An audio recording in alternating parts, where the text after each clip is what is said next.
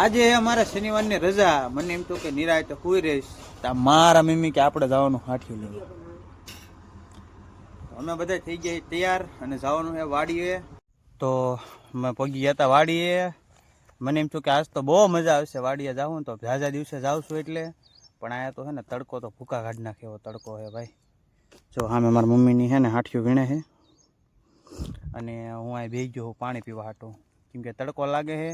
અને મારી પડખે જો અમારા ખુશીબેન, બે ભાઈ બેન બેઠા છે અહીંયા. હમણાં હાથ પાડા પછી જઈશું.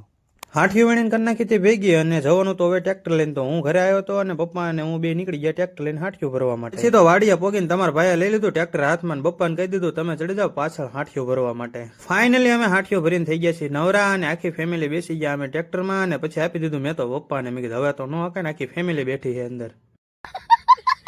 તો આવી ગયા અમે હાઠિયું ભરીને ઘરે. અને હવે તો આજ તો શનિવાર જો કે સુધરી ગયો હે, તો હવે હુઈ જવાનું હે. તો મળશો બીજા બ્લોગમાં. ત્યાં સુધી જય માતાજી, રાધે રાધે.